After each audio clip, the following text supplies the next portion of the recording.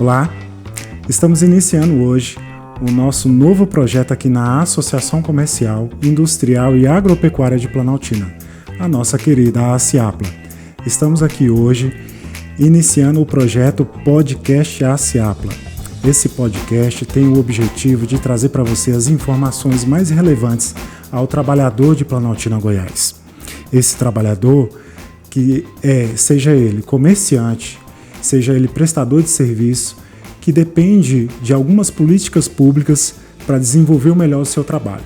Então nós estamos aqui hoje iniciando esse projeto para trazer mais informações sobre diversos assuntos que são de grande importância para você, trabalhador, certo?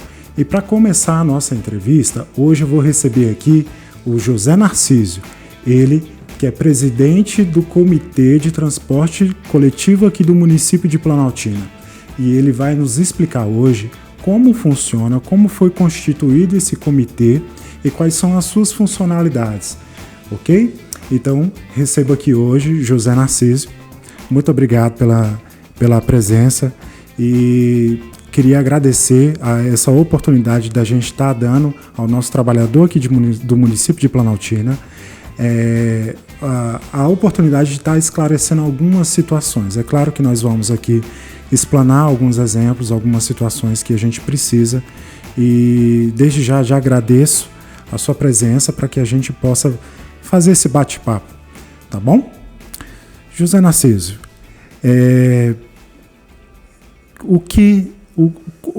como surgiu esse comitê de crise aqui de Planaltina? Desculpa, o comitê de crise não, o comitê de transporte coletivo de Planaltina. Boa noite. Boa noite. O comitê surgiu em função de uma crise mesmo, né? Uhum. As passagens daqui tinham passado de 7,85 para 9,85, um aumento de R$2, um aumento súbito. A população reagiu. Com isso, foram para as ruas, teve o travamento das estradas. Certo. As manifestações, né? Esse transporte era gerenciado pela CEMOB, Secretaria da Mobilidade Urbana de Brasília.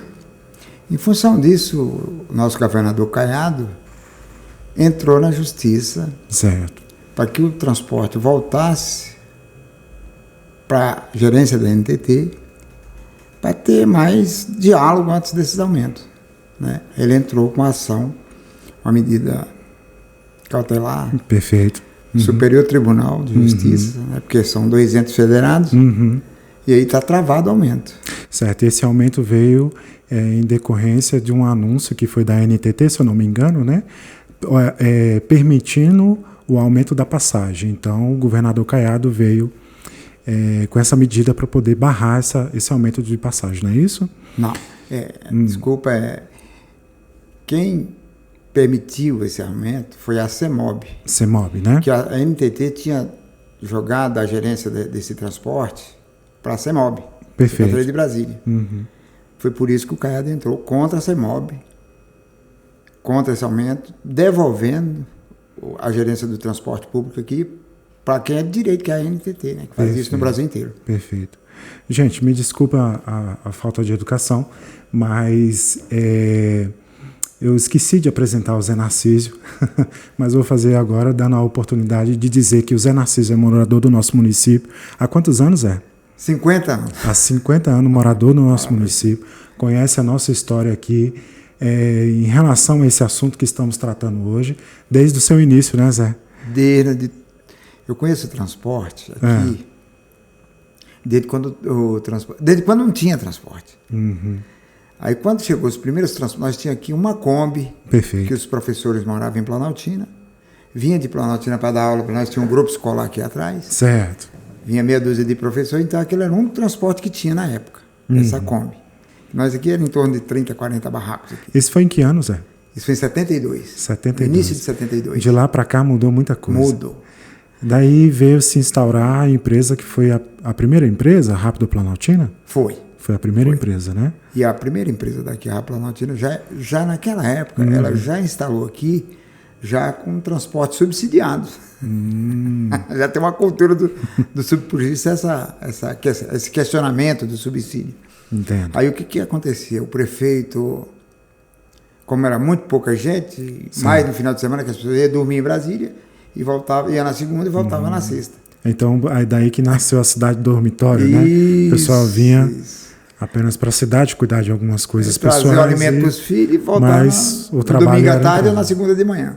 É natural que quando se constituiu Brasília, alguns moradores foram remanejados para cá. Eu me lembro que pouco depois que Roriz, quando assumiu Brasília, ele colocou lá algumas pessoas que tinham invadido terras em Brasília naquela época para vir para Planaltina, Goiás, porque era próximo, as pessoas não teriam dificuldade e também não poderiam perder o seu emprego, né, que tinha naquela cidade na época.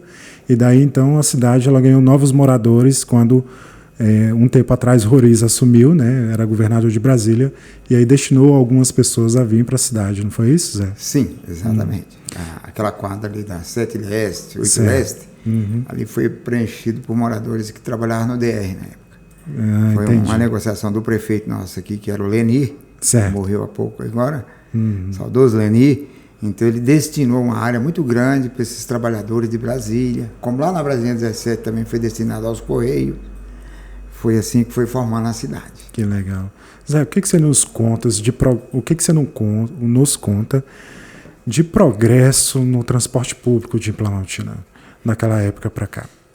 Bom, daquela época para cá, o transporte ele evoluiu um pouco em 2002. 2002? Eu já era até vereador nessa época. Sim, na época você exercia o cargo de vereador. Né?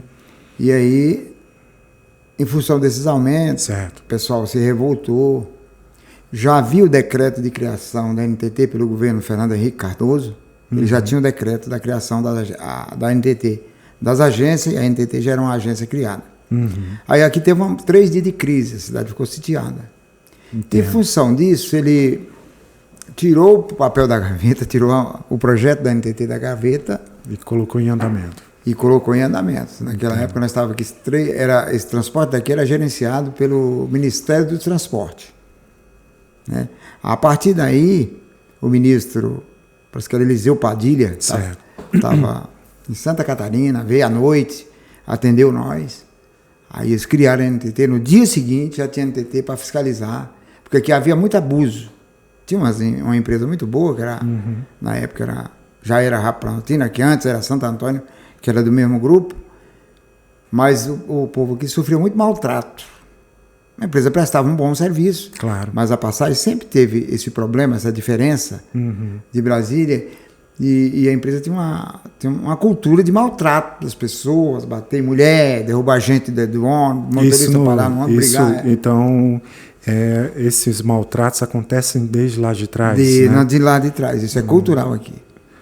O que é ruim para a nossa cidade, né, Zé? É um tipo de atitude dessa, de rispidez, de ignorância com o passageiro que depende. E o passageiro que depende do transporte público, ele é trabalhador. Então não há justificativa que maltrate o nosso trabalhador de Planaltina, não é isso? Não, eu penso assim, acho que os órgãos públicos, o prestador de serviço público, ele tem um compromisso público, né? E ele não pode ser um exemplo, um mau exemplo de tratar as pessoas, né? E essa cultura perpetua até hoje. Né? Nós temos, recentemente, episódios que estão aí na mídia, que está embaixo do sol para todo mundo ver. Claro, mas recentemente teve um episódio daquela senhora que foi expulsa do ônibus e a pobre coitada, né? Assim, não em termo pejorativo, mas nos colocando no lugar dela, ela sofreu meio que um abuso, né? Sim. Porque ela estava ali apenas trabalhando, tinha o seu direito garantido e foi maltratada por conta de ignorância dos outros passageiros ou do próprio funcionário da empresa ao qual ela estava querendo embarcar, né? Exatamente. Muito bem. Mas você me perguntou, volta. Sim, claro. Vamos falar do a evolução, o transporte, a Raplanaltina, a rodoviária era aqui, do lado da Câmara. Então o transporte nosso era daqui da rodoviária à rodoviária de Brasília. Certo. Fora as outras linhas que nos horários de pico saía dos bairros e ia para outros bairros lá em Brasília. Nessa época o transporte era cobrado sobre 74 quilômetros. Na época eu, como vereador, requeria ao Inmetro e a NTT, já na gerência do transporte, nós aferimos a linha. A linha totalizou 58 quilômetros, aferimento oficial do Inmetro. Foi por isso que fez esse transporte de leste a oeste que existe hoje, que até demora de sair da cidade. Então o transporte serve de leste a oeste da cidade e depois segue para Brasília, mas antes era de ponto a ponto, entendeu? Entendo. Perfeito. Então, isso foi um dos avanços. Certo. Naquela época nós conseguíamos, não me lembro agora em percentual, mas nós chegamos a reduzir também o preço da passagem, como nós estamos na mesma empreitada agora, certo, para poder reduzir o preço da passagem. Existe alguma justificativa para esse aumento de passagem? Se a empresa ela precisa cumprir com algum tipo de requisito para que justificar esse aumento absurdo que a gente às vezes vê notícia e fica sem saber o porquê que acontece isso? A justificativa há.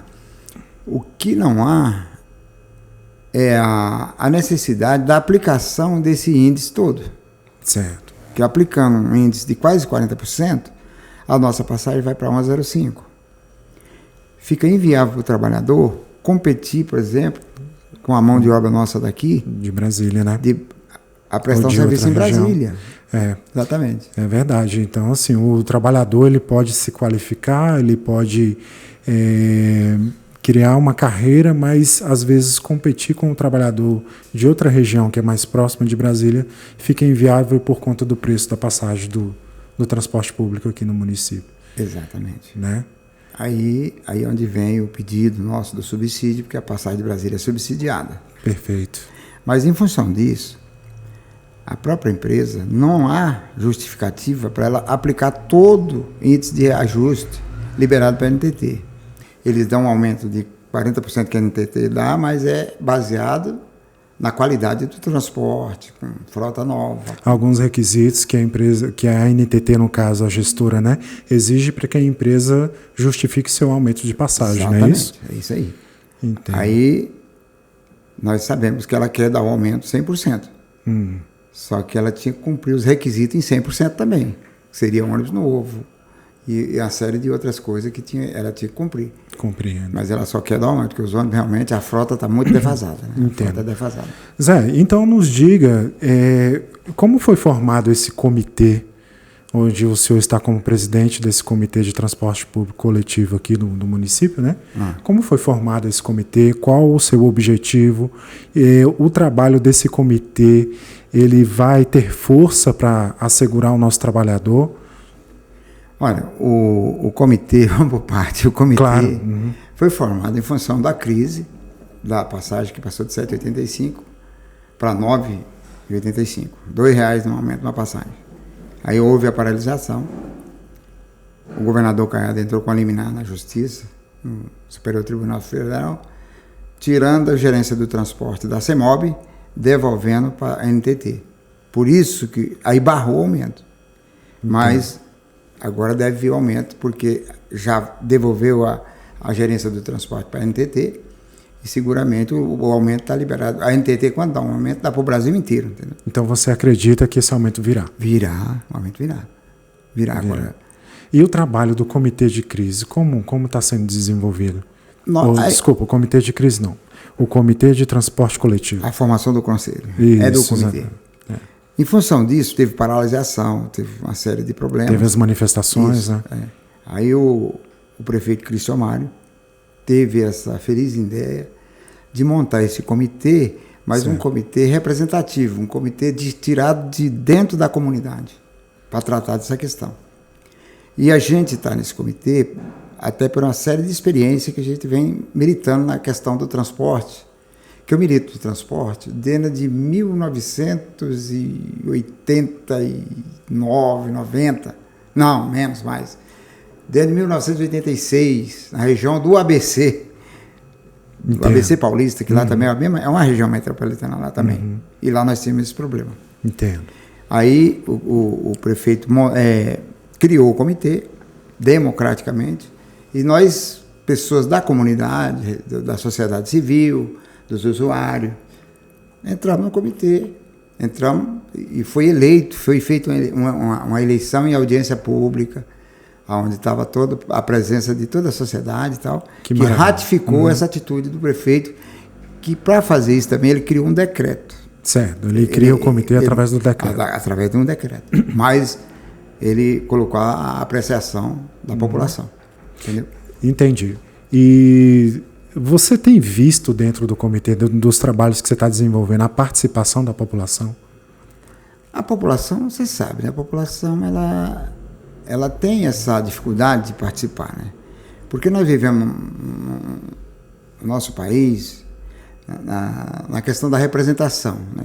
As pessoas estão acostumadas a delegar os trabalhos, poderes deles ao poder representativo. Na cidade, nas câmaras, no estado, no deputado estadual e deputado federal, senador e etc., presidente. Então, as pessoas eles não se preparam. Assim, não é que eles não se preparam, nós não temos a nossa democracia não tem mecanismo para preparar o cidadão para ele em si ser um agente direto, né, na questão da organização, né? Que eu acho também que é positivo, né, porque a gente não chegou a esse nível de organização ainda, né, das pessoas, né, da autogestão das pessoas se organizar politicamente. Entendo. Perfeito. E você vê o trabalho desse comitê sendo apreciado pelos órgãos que estão fiscalizando, estão acompanhando, ou você acredita que esses órgãos eles não estão acompanhando o trabalho do comitê? Os órgãos, ou seja, Ministério Público Estadual, Federal, a própria NTT, a agência que rege o transporte aqui, os prefeitos, o governador, eles têm muita atenção sim, na questão da organização popular, né? Quando a organização vem do seio da comunidade, quer dizer, ninguém é louco de não respeitar essa legitimidade, né, do cidadão, né? Claro. Então, os órgãos organizam, eles organizam e eles respeitam muito. Agora, depende muito da militância do próprio comitê, a consciência de cada membro do comitê, a atuação, você está me entendendo? Existe muitas demandas que você tem que entrar na justiça, você tem que procurar o Ministério Público, o Ministério Público está entrando com as ações populares, né? Tem a Câmara de Vereadores também da cidade aqui, que dá muito apoio, tem o próprio prefeito, que ele, na verdade, um comitê desse é o braço do prefeito da comunidade que não precisa o prefeito na sua legalidade, às vezes está fazendo, a própria comunidade está fazendo. Nesse ponto, eu acho que é uma sacada do prefeito que fazer isso. E é esse gancho que eu queria usar agora para a gente colocar o nosso quadro aqui que chama Fala a Verdade. Então, Zé, o que acontece é o seguinte, a gente, como cidadão, né, independente do tipo do cargo que a gente exerce, ou da função, ou da profissão, a gente tem relacionamento com o cidadão aqui da cidade, seja ele trabalhador ou um prestador de serviço do comércio, de mão de obra. E muitas das vezes a gente vê aquele receio de o cidadão não estar sendo representado no município, né? Então eu queria estrear esse quadro aqui com você dizendo a seguinte pergunta: fala a verdade. Você acredita que esse trabalho do comitê deve surgir frutos, deve surgir resultados positivos? Com certeza. Toda organização, quando ela se estabelece, né, que ela se coloca, né, na obrigação de representar alguém, com certeza ela terá frutos, sim. Por quê? Porque é aquilo que eu te falei, tanto o prefeito aqui nos respeita, a NTT, no governo federal, nos respeita, o Ministério Público nos respeita, porque nós vivemos um sistema democrático. Você está entendendo? Entendo. Apesar da nossa deficiência de se organizar. Uhum. Né? Então, a gente vai ter problema, vai ter representatividade, vai. Nós vamos ter total independência e legitimidade para sentar com a NTT, para sentar com o Ministério Público, para sentar com a própria empresa, que presta o serviço, porque nós somos os clientes. Com certeza. Nós vamos impor o direito do consumidor. Claro. Nós vamos exigir o direito do idoso, do deficiente. Todo esse trabalho está sendo discutido dentro do Comitê do Transporte. Dentro do comitê. Entendo.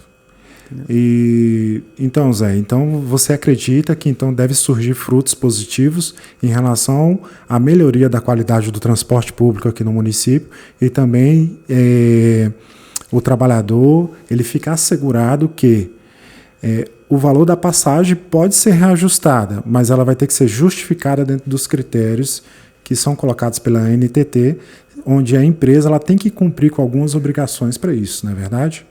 Com certeza. Aí é que está o grande X da questão, né? Porque reajustar, todos nós admitimos isso. Nós admitimos a necessidade dos preços se reajustar, se enquadrar, que ninguém aqui vai querer andar para Brasília, ter uma empresa regular aqui, funcionando naturalmente, e que isso não tenha um reajuste anual, né? A gente respeita isso, acha que deve ter. Agora, tem que ser dentro de um critério. Isso tem que ser dentro de um critério e um critério pré-acertado. Como? A NTT lançou um aumento lá. A empresa tem um período para ela poder apresentar para a população, para nós, para o comitê, para a Câmara de Vereadores, para as autoridades nossas da cidade, dar um espaço pelo menos de 15 dias para de quanto vai para as pessoas se organizar. Entendo. Nós não vivemos um sistema clandestino, que dá lá de meia-noite, segunda-feira de manhã, como era assim. Já amanhecia o aumento na catraca. Zé, quais são as chances disso dar errado? Eu acho o seguinte, errado. Pela sua experiência, pelo que você já conviveu. Errado não dá. Porque uma coisa é certa, a comunidade está organizada. Ótimo, isso é perfeito. A comunidade está organizada. O que acontece? Alguns problemas vamos ter, vamos. Nós temos que sentar na mesa. Não tem outra saída. Entendeu? Ou senta na mesa, ou as pessoas vão ficar aborrecidas, descrentes, e vai para a pista, interdita a pista. Interdita a garagem, interdita a rodoviária. Você está entendendo? A manifestação do povo as pessoas seria... vão se manifestar, evidentemente. E aí nós somos um propulsor direto para isso. Achamos que a comunidade tem esse direito. Eu me lembro de algumas vezes o nosso querido prefeito Zé Neto ter feito algumas movimentações assim, né? À época, quando o prefeito ainda fez greve de fome, fez toda uma mobilização forte naquela época para tentar segurar e tentar arrumar uma solução que fosse, naquele momento, suficiente para que o nosso trabalhador não fosse prejudicado, né? Mas hoje em dia, claro, não se há talvez uma manifestação naquele nível que aconteceu lá atrás, mas hoje o povo também não pode ficar descansado achando que lá em cima não estão observando aqui e aqui também não está observando lá em cima. Exatamente. Não é verdade? Eu costumo dizer que essa questão do transporte é igual uma planta. Então a população quer um bom transporte, um preço razoável, ele tem que cuidar disso paulatinamente, regularmente. Nenhuma empresa vai se instalar aqui para transportar o povo, contratar gente, empregar uma fábula de dinheiro na compra de ônibus, e ela não vem aqui para ganhar dinheiro. Entendo. A função dela é ganhar dinheiro. Uhum. E a função nossa, nós somos clientes dela. A função nossa é de, como cliente, exigir o quê? Uma boa prestação de serviço. Você acredita que é possível ter uma segunda empresa concorrente? Melhoraria essa questão de passagem e também de acomodações, infraestrutura da frota de transporte do nosso município? Olha, eu acredito. Mas essa questão do transporte, existem estudos que tem demonstrado para a gente que é muito difícil. É uma situação que pode ser. Por exemplo, nós já temos outras cidades nossas aqui, ciclovizinhança aqui, que já são atendidas até por 4 empresas. Está dando certo, está melhor do que aqui. Mas não é uma regra. Entendeu? Aqui pode ser uma única empresa. Mas nós temos vizinhos aqui que tem com 4 empresas, acho que até mais de 4 empresas, servindo o transporte e está dando certo. Está melhor do que aqui. Você está entendendo? Em outros municípios que a gente vê, como você comentou, não tem essa questão tão ferrenha, digamos assim, igual a Planaltina tem, por ter apenas uma empresa operando aqui no transporte intermunicipal, né, que seria entre Brasília e Planaltina. Exatamente. Eu acho isso aí uma fidelidade exagerada. Nós, como consumidor, como usuário do transporte, nós não tem que ter essa fidelidade toda a um único prestador de serviço. É verdade. Nós queremos a multiplicidade desses prestadores, né? Quanto mais, acho que melhor. Eu penso assim, eu acho. Zé, eu queria perguntar a você se você tem alguma mensagem final. Está chegando ao final da nossa entrevista e queria abrir esse espaço para você poder falar alguma mensagem aos nossos acompanhantes aqui, né, nossos associados, nossos comerciantes, nossos trabalhadores aqui de Planaltina, o usuário do transporte público.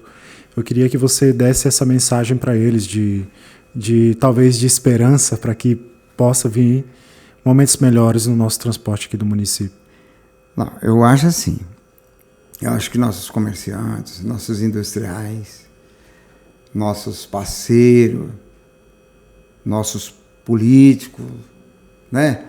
Acho que toda a cidade, acho que ela precisa dar esse apoio para a gente, para o comitê, para a gente tratar dessas coisas. Às vezes facilita para a Câmara, facilita para o Executivo, você está me entendendo? Uhum. E facilita para a comunidade, que realmente a comunidade toda não tem condição de estar debatendo isso. Então essa integração da população também, essa obrigação moral de cada cidadão que vive aqui, independente dele pega ou não ônibus, eu acho que é uma obrigação social de todos nós querer um bom transporte. E eu acho que isso é um sentimento natural das pessoas. Né? Claro.